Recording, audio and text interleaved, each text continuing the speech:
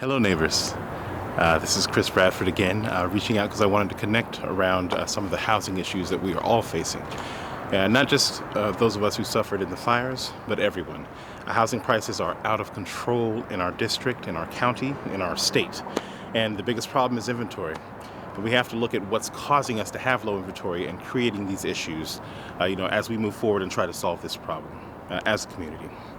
And so, I unfortunately discovered, while doing research on numbers after the CZU fires, that despite losing nearly 600 homes, we've only rebuilt 6 in the Boulder Creek / SLV area. 6. That's less than 1%. That's an unconscionably low amount of rebuilds that have happened in 3 years. And if you compare it to other places, other regions like Paradise and other places who've experienced grievously devastating fires, our numbers are beyond low. They're unacceptable. We lost 900 plus homes in this fire. That's a huge amount of inventory. And that's going to result in problems down the line. If those homes aren't rebuilt, the people who are in those homes who don't leave the area, they have to go rent or they have to buy something else.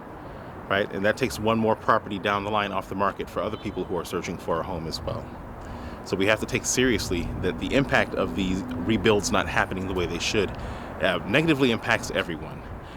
It's good to see, it's good to understand what's happening as far as planning departments and the choices they're making go. When we make it impossible for people to rebuild, we're also making it impossible for people to build in the first place. If you're not a wealthy person, you're not building a home in the 5th District. You're not building a home in any district in Santa Cruz, right? Not from scratch, certainly not. And if you're buying a home, you're going to have a lot more than the median income of what folks have in our area in order to make it happen. And that's not the way it should be. Pardon me. So our county faces unprecedented homelessness, and we're talking elderly people, children. I was in Bonnie Doon very recently for work. I tend to head up to Bonnie Doon for shoots for my real estate business, and I get the drone in the air all the time, and I can see not just the natural beauty that we have, but also the devastation that people are living through. We got folks who are having to live in trailers. We have folks who are seniors who are having to, camp on their property, right? And it's only possible because the planning department hasn't gotten around to sending inspectors up there, to make sure folks are dotting their I's and crossing all their T's in order to stay on their land. Because you're not allowed to live in RVs forever, right? We're 3 years in. When does the planning department, when does the county decide, okay, well, you weren't successful in rebuilding, now we're going to send folks up here to harass you folks? Hopefully they don't decide that at all. And we understand that our choices, the county's choices, I say our, but even though I say our, but even though county government is supposed to represent the people, in this instance, it absolutely is not. The choices that we've made as far as making things incredibly expensive are pushing our residents out and creating a vast issue in housing for us. So this lower inventory of homes is leading to booming costs for everyone involved. It's leading to fewer tax dollars for our fire departments and for our first responders. It's leading to less revenue for our businesses. And it's also making it very hard for the next generation of residents of the 5th to stay here. I would love for my own children to be able to own a home up here, without it being a van, that I have to customize so that they can have somewhere to stay. I'd love for there to be opportunities. If our businesses aren't being supported, they're not hiring teenagers, they're not hiring folks in their early 20s and whatnot, to come in and get those first experiences and work. How many of us actually make our living, working where we live? Almost none of us, right? We almost all have to commute somewhere. And this is part of that problem. This slow growth / no growth actually means negative growth. And we have to change the culture. We have to go in and transition from a just say no to a start with yes policy in our planning department and in the upper halls, in the regions of the county that we don't all have representation and access to. And that's why it's important for me. That's why I want to be involved, to be at the table, so that we're at the table and we can make decisions that are positive for the residents.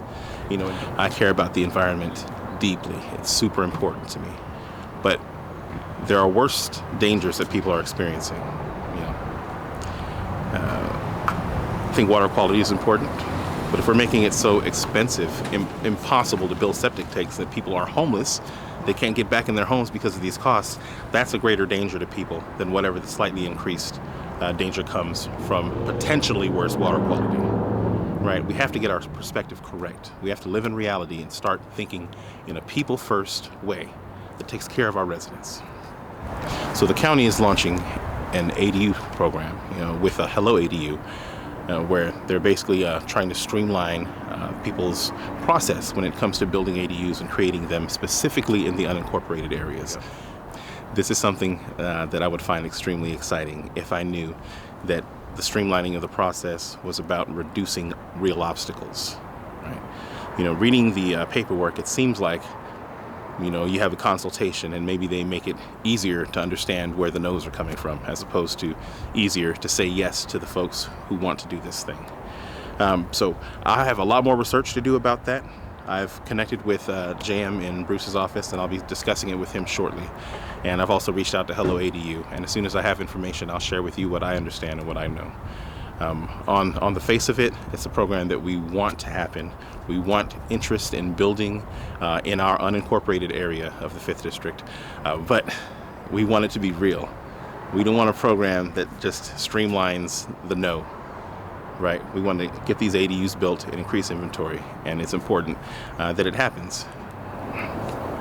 One of my platform priorities, in my opinion, probably the most important one for the day-to-day lives of people in our district, is the streamlining of housing policy, the reduction of no's and the increase of yeses. Right? We want to move away from the no growth / slow growth policy that started in the 80s, ostensibly to keep us from becoming a bedroom community of San Jose, into a policy where we encourage growth, where the county isn't in the way, but the county is a partner that helps people build.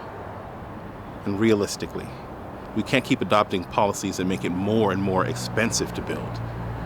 Right? Safety is important, incredibly important.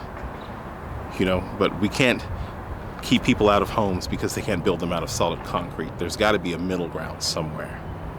There's got to be a spot where, okay, we're doing the best thing we can for our environment while also taking into account the needs of the people that we're here to serve. And the needs of those people has to come first. The no-growth policies of the county have stood in the way of people trying to recover from disasters and have gotten in the way of us building enough inventory to make our lives sustainable. This isn't a park. This is our home. We belong here. This is where we live, and we're not going anywhere.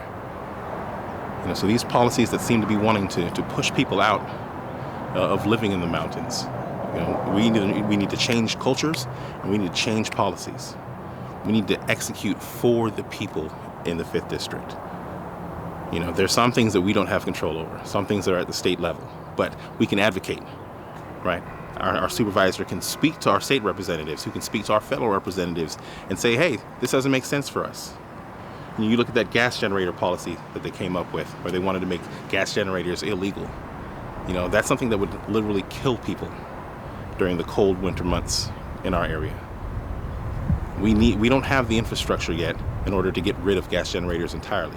And that's the difference between a reasonable, smart policy that's sustainable and the kind of policy you make when you don't understand the areas that you're making policy for.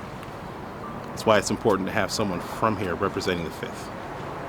Please reach out to me and let me know if you have information about Hello ADU and what the county is trying to accomplish in hopefully streamlining things so that we could get more ADUs built and more inventory on the ground in our district. I'd love to hear from you. All right. Thank you very much. I'll see you in town.